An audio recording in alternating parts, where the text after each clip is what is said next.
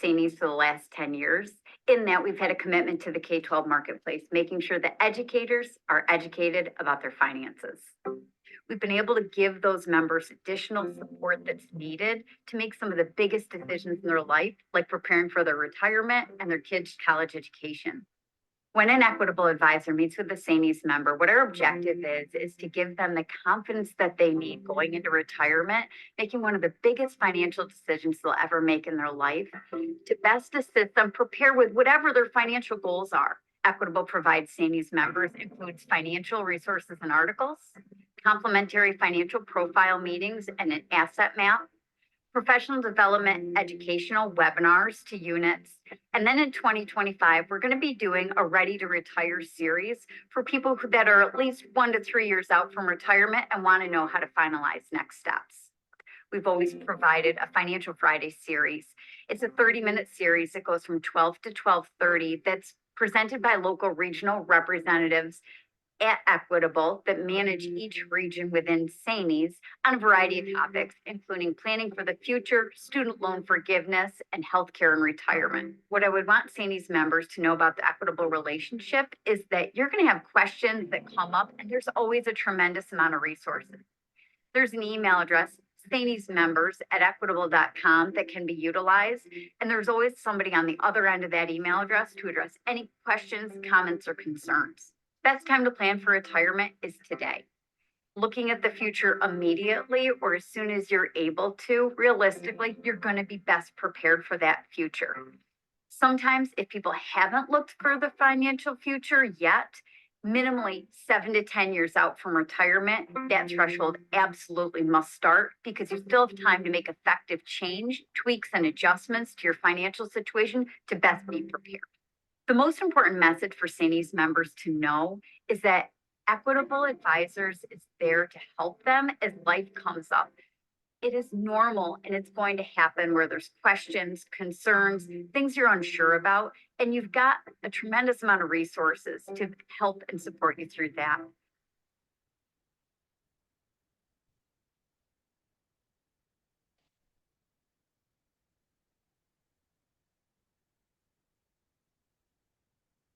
Okay, so joining us today from Equitable is Joe Scrow. We'll save questions for Joe until the end of the presentation, but feel free to add your questions to the chat at any time. Our Q&A today is best used for general questions, but please know that the Equitable team is available at any time to answer your personal and confidential questions. You'll find contact information for Joe and other regional Equitable representatives at SAANYS.org. So now I'll turn it over to Joe. Yes, thank you. And good afternoon, everybody across New York State. It's great seeing a bunch of everybody over the weekend last week at Lake Placid. You know, it was a great conference there. And I know a lot of people had a lot of benefits and insight on what was shared across the conference. Today, what we'll really cover is working post-retirement. And this was actually a conversation that was happened during the panel discussion on retirement that Kelly, who you just saw in that commercial, did for everybody. So a lot of questions regarding, you know, what can't I do? How much money can I earn if I do decide to retire from education, maybe pick up another full-time job or work part-time? So we're going to cover that in today's presentation. So let me do this. I'm going to share my screen here. Okay, and can you see my screen? Yes, Perfect. Joe, looks good. All right, awesome. So the agenda for today won't be too long, but number one, we're going to go through reasons why to work post-retirement. Secondly, we're going to go through some of the types of positions that we typically see our clients work dedicated to the education space. 3, we're going to talk about Social Security and your New York State pension. So while you are retired and currently working, what are some of those income limitations that are out there via the IRS? And then 4, we're going to talk about tax brackets and the importance of actually having a plan put together before you go into retirement and before you make these decisions. So number one, really, why would somebody want to work post-retirement? And again, I think there was a couple of really great speakers on that panel, for those that were at the SAANYS conference in Lake Placid, who really talked about, doing something you love to do, right? Having a passion for staying actively, whether it's mentally, physically, being around people, still giving back to maybe your local community or students at a public school K through 12 or even the college space. So at the end of the day, we typically see our clients continue to work, not necessarily because they need to. Some people they may need the additional funds, but it's more so of an idea and an objective to still be around people, still make an impact again in their local communities or in their professional careers there. So a lot of our clients, again, they do a great job planning where they don't necessarily need the money. It's more so of just being around people and still staying engaged. Now, here are some commonly held positions within the education system that we see people go ahead and take advantage of. So some people, they may do some intern work. Maybe it's an adjunct professor position, supervising student teachers, maybe proctoring AP exams, or really starting their own consulting business, right? There was somebody, an attendee from that panel, that did mention they were looking to have their own private consulting business, and what were some of the income limitations on that. So it's very real that people will go ahead and maybe start their own business, whether it is something tied to the education space, or it could be something, that's not really educated related. We have a lot of clients where they will pick up part-time jobs at Lowe's, Marshalls, TJ Maxx, right? Again, it's not necessarily the income factor. It's more so of just being engaged and doing something on an everyday basis. I know a lot of SAANYS members, we are active people. We do like to help people and to stay engaged. So again, it's just an opportunity to do something and still make a positive impact. A lot of our clients, they are working at Marshalls and Kohl's and getting the employee discount, right? That's exactly what they're looking for. So a lot of times people are doing something that's a lot lighter in retirement, where they can still, work 15, 20 hours, but still, again, have some sort of a benefit attached to that as well. Now, a big factor when deciding to work part-time after retirement is going to be Social Security. So let's say somebody does want to take Social Security, but they also want to work part-time. This was actually a question that came up at that panel in the conference, right? Well, what does that look like? So it's important to note that once somebody hits the full retirement age of Social Security, which for most people is going to be age 67, as long as you are 67 years old, you can make as much money as you want while in retirement. So there's no income limitations. If somebody's 67 and older, you can make $100,000, $200,000, $500,000 if you wanted to on a yearly basis. You'll never have your Social Security benefit reduced. The problem comes when somebody decides to collect Social Security. They're collecting at age 62, 63, 64, right? Any age before that age 67, there will be a reduction if somebody makes too much money on a yearly basis. So you can see some of the numbers there. So this is for 2024, where if somebody is younger than that full retirement age, so again, that age 67, and if they earn more than that income cap, which currently in 2024 is $22,320, $1 is deducted for every $2 of earned income above that 22,000 mark. Okay, so it's only the reduction on any amount over that, but you can see $1 is taken away for every $2 earned above that. So that's something to be mindful of and to be careful of, where if somebody is retired, they are collecting Social Security, but let's, for example, say they do have a consulting business on the side, or maybe they're an adjunct professor, or maybe they're doing, tutoring sessions or online sessions on the side. Just got to be careful where your Social Security benefit could be reduced if you do make anything above that $22,000, $320 number there. Now, in the year that you do turn 67, right? It's not the same 22,000. They actually do increase that amount to 59,000. So, let's say somebody is still in education, they're working at age 67, they turn 67 in, let's say, July, they activate their Social Security estimation or Social Security benefit. Well, they're not going to be held to that 22,000 because obviously they were working full time before collecting that 67 income age factor. So the IRS does acknowledge that, where that income cap is actually a lot higher, just below that $60,000 number, 59,520. So in the year that you do turn 67, it is increased thereafter, and the reduction is a lot less. It's $1 for every $3 earned above that number.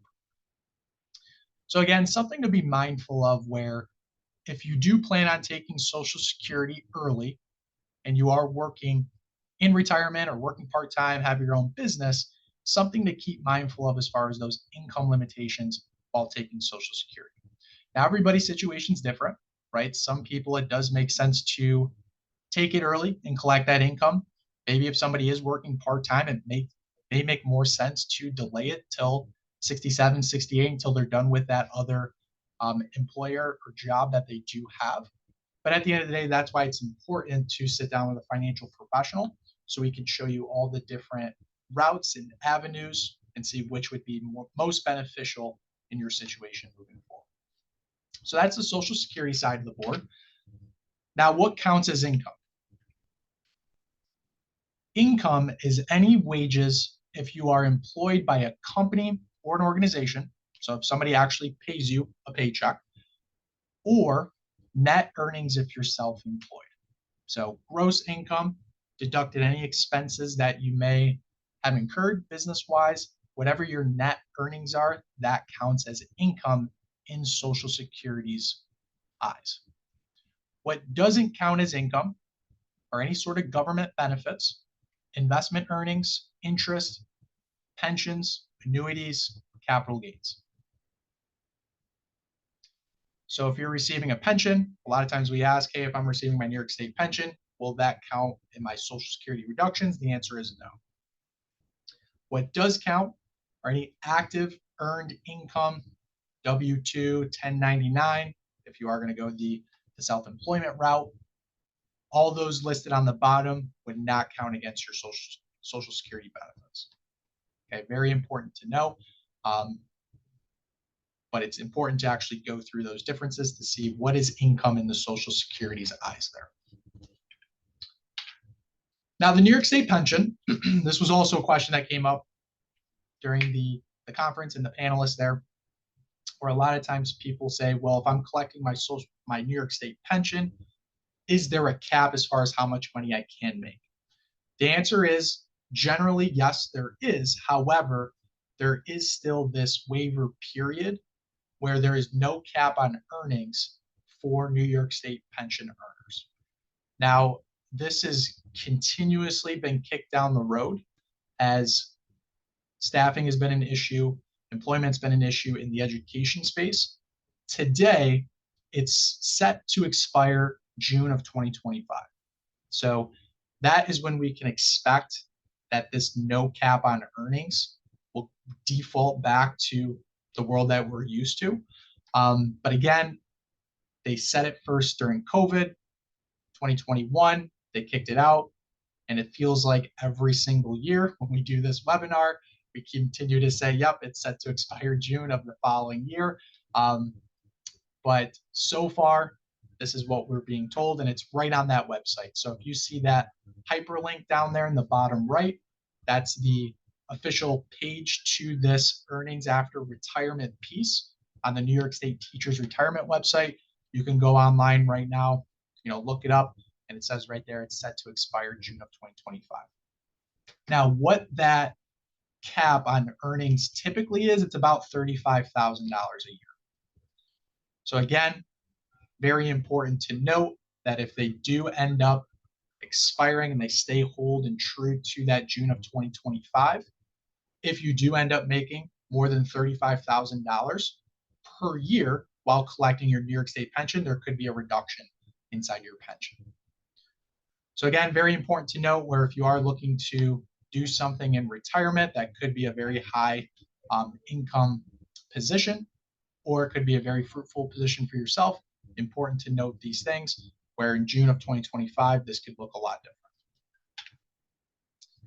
Now, also working in retirement, the big thing to note is, well, what tax bracket do you fall in? Because what happens a lot of times is people may be used to receiving their pension, right? Maybe they're retired and they take advantage of retirement 100% of their time. Then they get bored after 4, 5, 6 months, and they want to re-engage and get back into something. Well, the one thing you got to be careful is, when you're collecting your New York State pension, obviously that factors into your tax situation. But now if you start collecting additional income, the one thing you want to make sure is that it doesn't bump you up into the next tax bracket. Now, sometimes it may make sense, right? If it's going to be a significant amount of money and it only bumps you up, let's say from the 22% bracket to the 24, it's a lot more fruitful if you do collect that income and take a tax hit versus not. Then yes, absolutely continue to do that. But sometimes, if people are in the 12% bracket, let's say they earn a couple of more bucks from working a part-time job, it bumps them up to the 22%. That additional 10% for taxes could mean a lot more for somebody when they go to file their taxes. So this is something that we do with a lot of our clients, pre-retirees as well as retirees, as we take a look at and saying, okay, is there any possibility of you maybe working in your retirement, and based off of your estimated pension as well as Social Security benefits, could that affect how much taxes you're paying on a yearly basis? Now, the way that we're able to do that is through our financial planning software known as Asset Map. So I know Kelly mentioned it in the commercial there. The great benefit of being a SAANYS member is that you get a free financial profile from us at Equitable, whether it's Kelly, myself, our partner Luke, or any of our Equitable advisors who are very close with the SAANYS organization. One of the benefits is that you get to go through a financial plan and really see where you're currently at financially.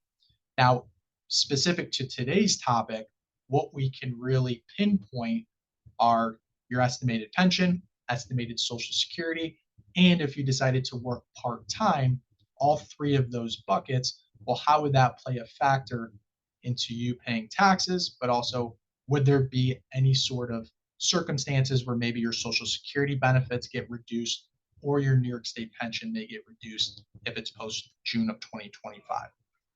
So what we always like to do is we like to see a current snapshot of your picture, right? What are your expected cash flows? So what are those inflows that we can expect in retirement? What are some of those living expenses, the outflows, right? What is your situation going to look like? I know we didn't talk really about it today, but also your 403B or deferred comp plans, if you do take advantage of those and you want to pull money out of there, well, that's going to be a taxable event too. So taking a look at tax brackets as a whole. But then once we get all the information inputted into the software, now we can start running you different projections and really showing you different options as if you were to, let's say, work post-retirement. Well, what is that going to look like for you financially? How are you going to be able to handle the taxes associated with that? Everything included in there.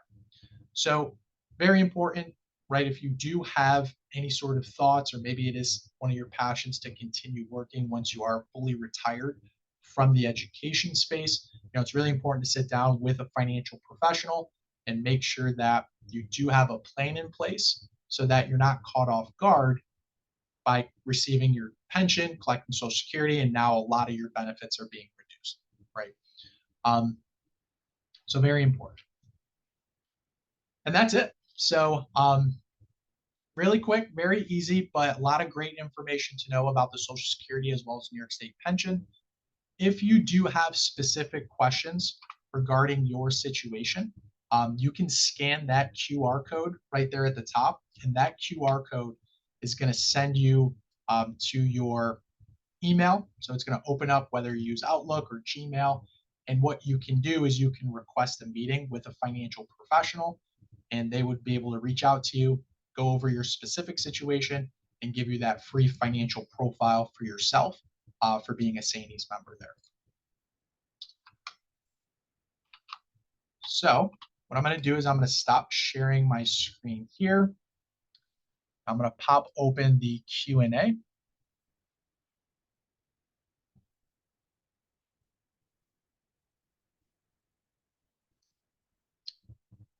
So a question here, somebody is asking if that cap is expected to expire June of 2025, and they do have earned income from January to June, and it's above that 35,000. How will that work?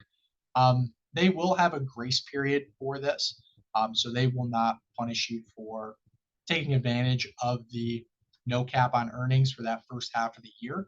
What the specifics are, they haven't released it, so I'm not sure what the actual dollar amounts are, but you will not get punished, I guess I'll say, for earning too much money throughout that time period, because that expiration starts June of 2025. So they will start factoring in that earned income from June 2025 and beyond.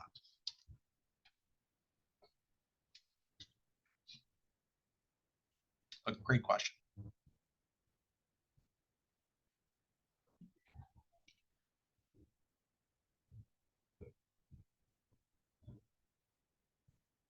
Just reading some of the other questions here. So after that, then yes. So if it expires in June of 2025, then any earnings after that would count towards the new exemption of that 35,000. Yep. So the cap is for state jobs, so state employment. Private institutions will not, but those private, so if you do work for something outside the state, that will count for Social Security. So if you're collecting Social Security, that would show as earned income for your Social Security. For the state jobs, it would only be for the state, any sort of state employers, because it's a state pension system. So good question there. Somebody asked to bring up the tax bracket slide. I can definitely do that. And we have copies of this through Equitable Advisors. So if you ever did want a copy of the tax brackets, again, you could look them up online, or we have these nice little cheat sheets that we can go ahead and send you for your records here. Sorry, we use Microsoft Teams at work, so let me see if I can get this going. Okay, yep, looks like you can share that. So there are the current tax brackets, again, for 2023, but then we also like to include 2024 there for your record. So if you want to go ahead and take a picture or screenshot, you can do that. But like I said, I can go ahead and follow up with some people if they want the full tax bracket there.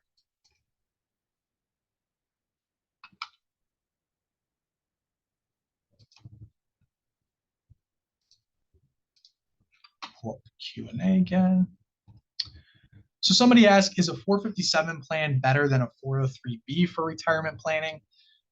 They're different plans, and I'll give you the quick answers. So the 457 state-based plan may have lower internal costs, but with those lower internal costs, you get less benefits. Whereas a 403B plan may have higher additional costs, but again, you get help, service from a financial professional. There's more bells and whistles like guaranteed rate of returns, downside protection. So it depends on somebody's specific situation, which we can help you decide that by going through your complementary financial profile there. I know a lot of times people may have both 457 and 403B, so that's a conversation that we can have as well.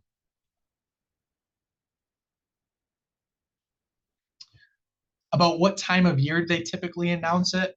That's a good question. I'm not 100% sure on that. I do know that they give it a few months in advance, but this specific time of the year, I'm not 100% sure. That's a good question.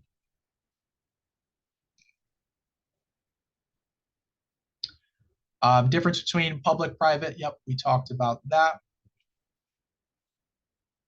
If you work for an agency that contracts with the district, does this count? The answer is actually no, because they would be a private company or institution.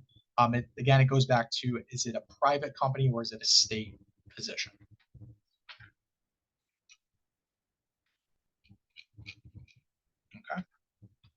And I think we hit on all the questions there. So what I will do is I will stop sharing my screen and I will, oh, did it stop sharing? Yep. And just see you, Joe.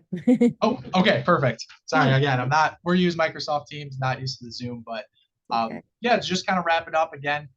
Thanks everybody for joining. If you do have additional questions, you can scan that QR code that we flashed up there, and then we can have somebody reach out to you and give you more personalized and individual advised advice for your financial situation. Thank you, Joe. And just as a reminder, with all of our Financial Fridays, they are recorded and will soon be posted to SAANYS.org if you want to review any of this information. So if that's it, we'll see you next month for the next Financial Friday. Thanks, Joe. Yep. Bye, everybody. Have a good day. Bye-bye.